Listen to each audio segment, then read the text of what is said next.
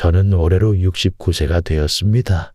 평생 농사를 짓고 살아왔죠. 젊은 나이에 부모님이 물려준 작은 땅에서 시작했는데 어느새 여기서 제 인생 대부분이 지나갔습니다. 이 땅은 저에게 단순한 재산이 아니었습니다. 젊음을 바쳐 일군 자부심이었고 이곳에서 이룬 소소한 성취들이 제가 살아가는 이유였습니다. 이곳에서 결혼도 하고 두 아들을 키웠습니다. 아내와 함께 비가 오나 눈이 오나 땀 흘려 가꾸며 살아온 터전이었죠.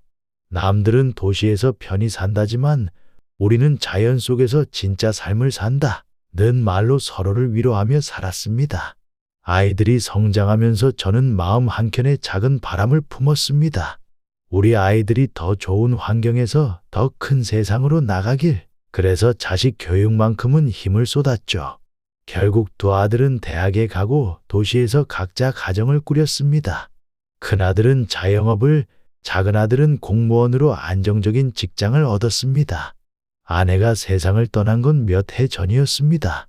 그때 저는 모든 걸 내려놓고 아이들에게 더 이상 짐이 되지 않으려 했습니다.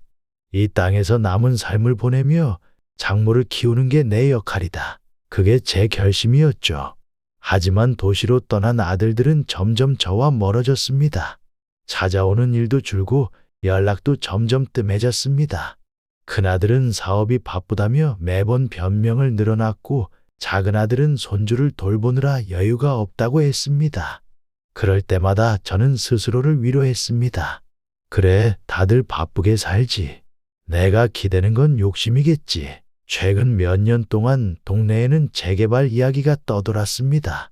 외지에서 개발업자들이 찾아와 고급 전원주택 단지를 짓겠다고 호들갑을 떨었죠.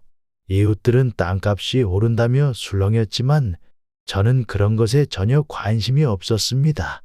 이 땅은 돈으로 바꿀 수 없는 내 삶 그 자체야. 그렇게 마음을 다잡았지만 자식들이 달리 생각하고 있다는 건 얼마 후에 알게 되었습니다. 큰아들은 종종 전화를 걸어 땅 이야기를 꺼냈습니다. 아버지, 요즘 땅값 많이 오른 거 아세요? 좋은 기회일 수도 있어요. 작은아들도 비슷한 말을 했습니다. 아버지, 연세도 있으신데 땅 관리 힘드시잖아요. 차라리 파시고 편하게 사시는 건 어떨까요? 그 말들이 영 마음에 걸렸습니다. 처음엔 그냥 지나가는 소리겠거니 했지만 자주 반복되니 꺼림칙했습니다. 얘들아, 이 땅은 내가 땀 흘려 일군 거야. 누가 뭐래도 팔 생각 없어. 저는 단호히 거절했지만 아이들의 태도는 여전히 미심쩍었습니다. 그러던 어느 날 낯선 사람들이 제 땅에 나타났습니다. 그날도 어느 때와 같이 저는 일을 하고 있었습니다. 아침부터 텃밭에서 상추를 따고 있었죠. 그런데 낯선 트럭 한 대가 제 땅으로 들어섰습니다. 2명의 남자가 내려와 측량 도구를 설치하고 있었습니다. 여기서 뭐 하시는 겁니까? 저는 재빨리 그들에게 다가갔습니다. 그중 한 명이 차분히 말했습니다. 이 땅 측량하러 왔습니다. 새로 계약된 구역이라 작업 들어가야 해요. 저는 놀라서 되물었습니다. 계약이라니? 이 땅은 내 건데. 그들은 잠시 당황했지만 이내 서류를 꺼내 들었습니다. 여기 계약서 보세요. 이 땅은 이제 제가 소유주입니다. 믿을 수 없었습니다. 손에 들린 계약서를 보니 제 이름 대신 다른 이름이 적혀 있었죠. 그날 저녁 저는 곧바로 아들들에게 전화를 걸었습니다. 큰일 났다. 너희가 내 땅 팔았냐? 큰아들은 받지 않았고 작은아들이 잠시 뒤 전화를 걸어왔습니다. 아버지, 그게 사실 저희가 알아서 처리했어요. 걱정하지 마세요. 잘된 일이에요. 그 말에 저는 온몸이 떨렸습니다. 며칠 뒤 두 아들이 집으로 찾아왔습니다. 아버지, 이제 땅 관리 힘드시잖아요. 그래서 저희가 다 정리해 드린 거예요. 저는 분노를 참을 수 없었습니다. 그걸 내가 무슨 자격으로 정리해? 내 허락도 없이. 하지만 큰아들은 오히려 짜증난다는 듯 말했습니다. 아버지, 우리가 이 땅 판 거 다 아버지를 위한 거예요. 요즘 땅값도 많이 올랐잖아요. 저는 그날 밤 한숨도 잘 수 없었습니다. 내 땅, 내 인생이었는데 이렇게 무시당해야 하나? 아들 내외의 뻔뻔한 태도는 날이 갈수록 심해졌습니다.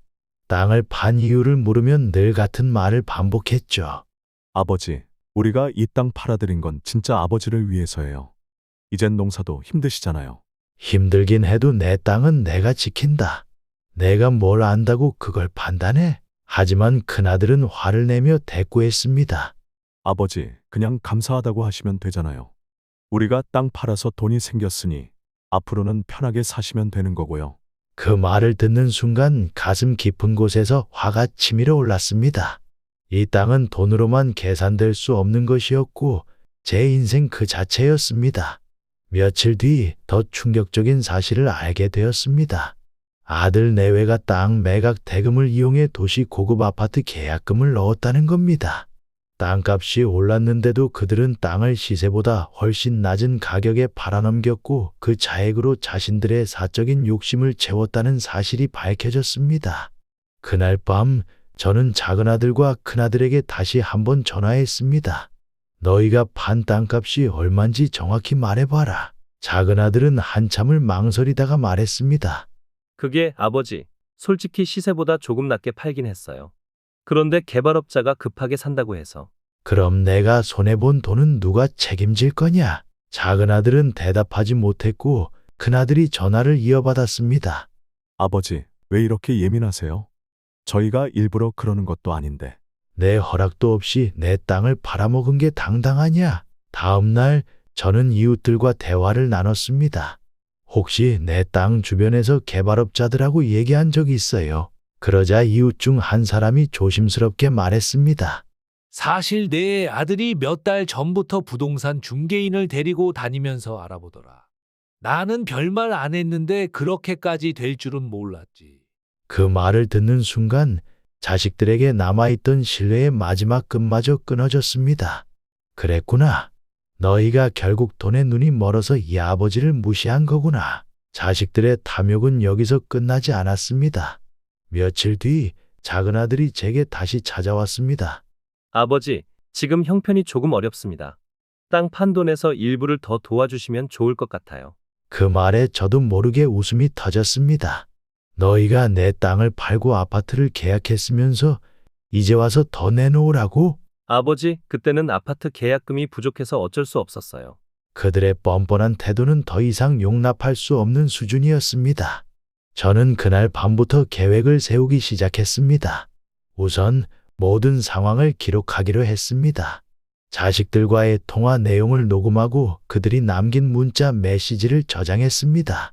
요즘은 법적으로 대응하려면 증거가 제일 중요하다더라. 저는 변호사 사무실에 찾아가 상담을 받았습니다. 변호사는 제 이야기를 듣더니 이렇게 말했습니다. 어르신, 이런 사례는 많이 있습니다. 특히 자식들이 부모의 재산을 마음대로 처분한 경우는 명백한 불법입니다. 그 말을 듣는 순간 마음이 한결 가벼워졌습니다. 변호사의 조언에 따라 저는 땅 매각 계약서와 거래 내역을 조사하기 시작했습니다. 그리고 그 과정에서 충격적인 사실을 알게 되었습니다. 자식들이 땅을 팔기 위해 위조된 서류를 사용했다는 겁니다. 제 허락을 받은 것처럼 서명을 조작해 계약을 진행했더군요. 다음 날 저는 작은아들이 차를 타고 나가는 모습을 몰래 따라갔습니다. 그가 도착한 곳은 외지 개발업자의 사무실이었습니다. 아버지의 땅 말고도 다른 매물이 있는지 알아보려고요. 아들의 대화를 듣는 순간 저는 참을 수 없는 분노를 느꼈습니다. 모든 사실을 알고 나니 복수의 결심이 더욱 확고해졌습니다. 내가 내 아버지로서 모든 걸 참아줬지만 이번엔 아니다. 내가 한 일에 책임을 져야겠지. 땅을 팔기 위해 자식들이 서류를 위조했다는 사실은 저에게 결정적인 무기였습니다. 변호사를 만나 계약서와 서류를 확인하던 중 변호사는 단호하게 말했습니다. 어르신, 이건 명백한 사문서 위조입니다. 아드님들이 땅을 팔면서 법적 동의 없이 서류를 조작한 경우 처벌받을 수 있습니다. 그 말을 듣는 순간 마음속에서 억눌렸던 분노가 서서히 가라앉으며 오히려 차분한 결심이 들었습니다. 그날부터 저는 모은 증거를 꼼꼼히 정리했습니다. 아들 내외와 주고받은 문자 메시지, 녹음된 통화 내용, 위조된 서명이 담긴 계약서, 땅 매각 대금 사용 내역, 모든 자료를 변호사에게 넘기며 말했습니다. 이제는 제가 이 일을 끝내야겠습니다. 제 땅과 제 인생을 이렇게 무시한 대가는 치르게 하겠습니다. 변호사는 법적 절차를 준비하며 도움을 아끼지 않았습니다. 며칠 뒤 저는 복지센터를 통해 실버 커뮤니티의 도움을 받기 시작했습니다. 요즘 부모님 세대 재산을 자식들이 몰래 처분하는 일이 많다더라. 친구들의 이야기를 들으니 저 혼자가 아니란 사실에 마음이 한결 편해졌습니다. 우리도 함께 증언하겠습니다. 이웃들과 커뮤니티의 지지가 큰 힘이 되었습니다. 모든 준비를 마친 뒤 저는 아들들을 불렀습니다. 그들은 제가 무언가 준비하고 있다는 것을 눈치챘는지 긴장한 얼굴로 나타났습니다. 아버지, 무슨 일이에요? 저는 단호히 말했습니다. 너희가 내 허락 없이 내 땅을 판 죄, 서류를 위조한 죄, 그리고 날 기만한 죄, 이 모든 걸 법 앞에 심판받아야 할 때가 됐다. 큰아들이 화를 내며 소리쳤습니다. 아버지, 그걸 진짜 신고라도 하겠다는 거예요? 이게 가족끼리 할 일이에요? 작은 아들도 울먹이며 말했습니다. 아버지, 저희가 잘못했어요. 하지만 그렇게까지 하실 필요는 없잖아요. 하지만 저는 흔들리지 않았습니다. 너희들이 그럴 자격이 있니? 너희가 나를 가족으로 여겼다면 이런 짓은 하지 않았겠지. 이제부터는 법대로 처리하겠다. 두 아들의 말은 더 이상 제게 들리지 않았습니다. 자식들이 아버지의 인생을 이렇게 농락했을 때부터 그들은 이미 제게서 가족이 아니었으니까요. 법정에서의 대면한 얼마 뒤 법정에서 자식들과 다시 만났습니다. 재판이 시작되자 변호사는 하나씩 증거를 제시했습니다. 이 서류는 피고들이 위조한 문서로 원고의 동의 없이 사용되었습니다. 또한 매각 대금의 사용 내역은 원고의 의사와 전혀 상관없는 아파트 계약과 전기차 구매에 사용되었습니다. 재판장의 질문에 아들들은 변명했습니다. 아버지를 위해서 한 일이었어요. 하지만 판사는 그들의 말을 받아들이지 않았습니다. 부모를 기만하고 재산을 몰래 처분한 것은 용납할 수 없습니다. 결국 법원은 땅 매각 계약을 무효화하고 자식들에게 배상 명령을 내렸습니다. 또한 아들 내외에게는 서류 위조 혐의로 벌금형이 내려졌습니다.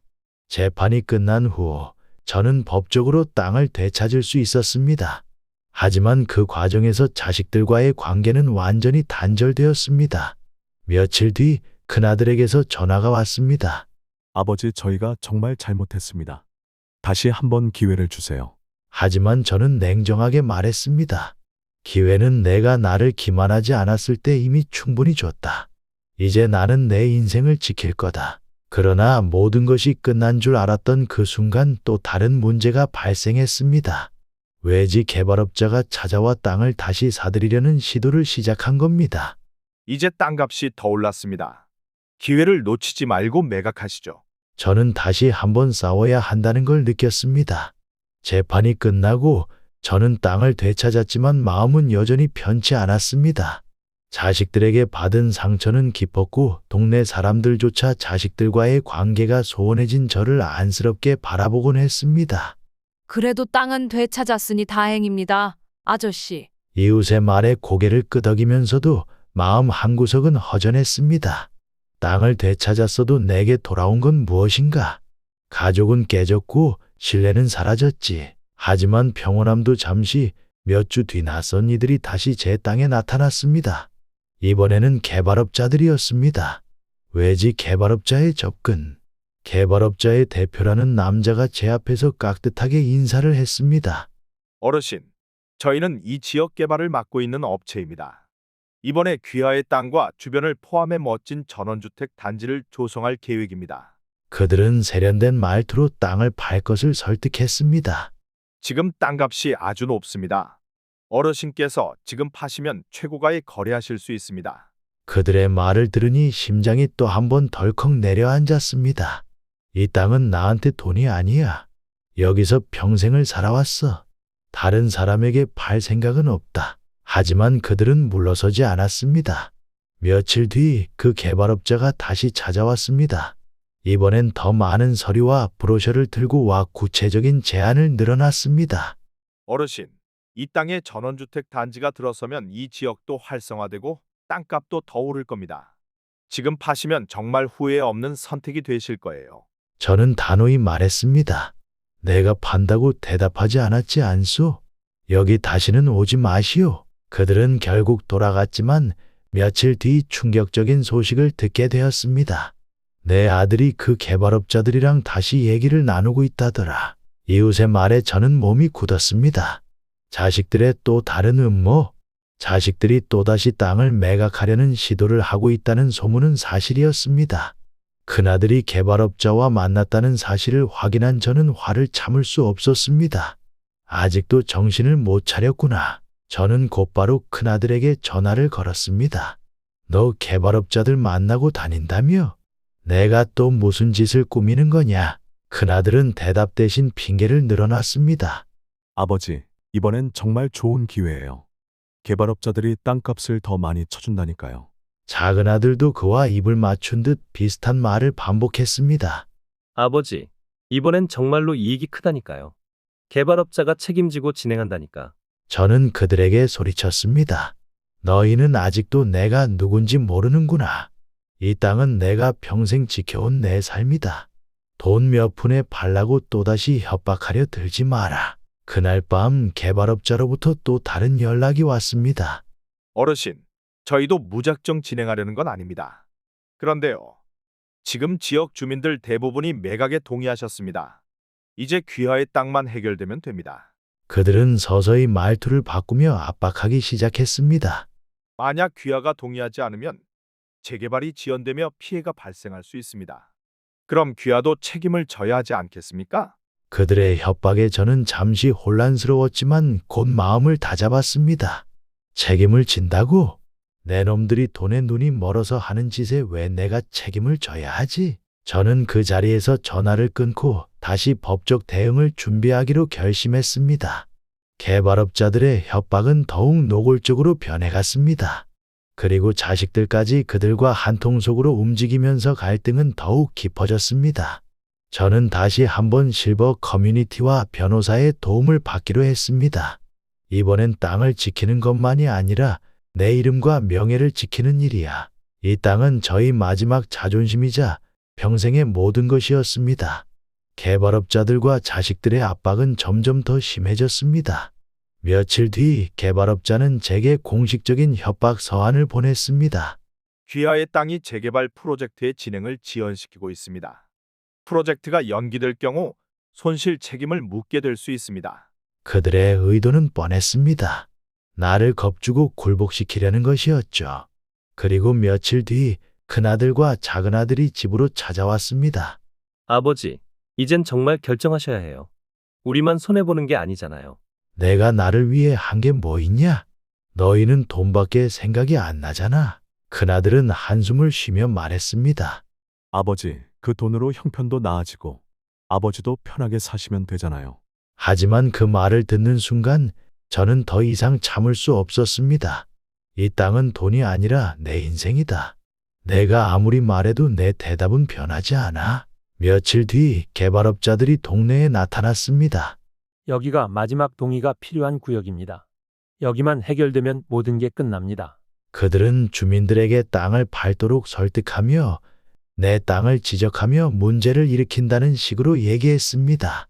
이웃 중 한 사람이 말했습니다. 아저씨, 이번엔 그냥 넘어가시는 게 어때요? 다들 동의했는데 굳이 아저씨만 버티면 다 손해잖아요. 그 말을 듣는 순간 깊은 배신감이 밀려왔습니다. 내가 이웃들에게 베푼 온정이 이렇게 돌아오다니. 하지만 저는 물러서지 않았습니다. 내가 여기서 물러서면 나중에 또 누군가가 똑같이 당할 거다. 난 절대 못 판다. 저는 이대로 물러설 수 없었습니다. 개발업자들과 자식들이 무슨 짓을 꾸미는지 철저히 조사하기로 결심했습니다. 실버 커뮤니티와 복지센터의 도움을 받아 변호사와 다시 한번 상담했습니다. 개발업자들이 압박하는 방식은 명백한 협박입니다. 이런 경우 법적으로 대응할 수 있습니다. 변호사는 제게 새로운 전략을 제안했습니다. 개발업자들의 협박성 서신과 증거를 수집, 동네 주민들에게 그들의 불법적인 계획을 알림, 자식들이 또다시 연루되었음을 입증, 이런 전략으로 저는 직접 움직이기 시작했습니다. 며칠 뒤 개발업자가 땅 매입 과정에서 주민들에게 제시한 자료를 입수했습니다. 그들은 제 땅과 관련한 문서에 다시 자식들의 서명을 위조한 것을 발견했습니다. 이건 분명히 불법이었습니다. 변호사는 이를 법원에 증거로 제출하기 시작했습니다. 아버지, 왜 이렇게까지 하세요? 큰아들과 작은아들이 찾아와 화를 냈습니다. 왜 이렇게까지 하냐고? 너희가 나를 이 지경으로 만들었으니까. 너희가 나를 무시한 대가는 반드시 치르게 될 거다. 저는 그들에게 선전포고를 했습니다. 이제부터는 너희들이 아니라 내가 법을 통해 모든 걸 해결할 거다. 법적 대응은 개발업자와 자식들을 동시에 겨냥했습니다. 개발업자의 협박 서한과 위조된 계약서를 제출, 주민들에게 그들의 불법 행위를 알리고 지지를 호소, 자식들의 이중적인 행동을 동네 사람들에게 폭로하는 식으로 접근했습니다. 법정에서 개발업자는 책임을 부인하며 자식들에게 모든 책임을 전가하려 했습니다. 우리는 단순히 계약을 진행한 것뿐입니다. 서류 조작은 그들 몫이었어요. 하지만 자식들과 개발업자가 사전에 주고받은 메시지가 증거로 제출되며 상황은 완전히 뒤집혔습니다. 판사는 단호히 판결을 내렸습니다. 피고 측은 피해자에게 모든 협박에 대한 사과와 손해배상을 해야 하며 자식들에게도 적법한 처벌을 내린다. 법정 싸움에서 승리한 저는 다시 땅을 지킬 수 있었습니다. 그러나 자식들과의 관계는 완전히 끝났습니다. 이제 너희와 나 사이에는 아무것도 없다. 나는 내 인생을 지킬 뿐이다. 저는 다시 이웃과 실버 커뮤니티의 도움을 받아 농사를 짓기 시작했습니다. 그리고 그 땅을 치유 농장으로 만들어 방문하는 사람들에게 희망을 전하기로 결심했습니다. 제 땅은 되찾았지만 저와 두 아들 간에는 치유할 수 없는 아픔을 남겼습니다. 지금까지 제가 겪은 경험을 전해드렸습니다. 구독과 좋아요도 부탁드립니다. 감사합니다.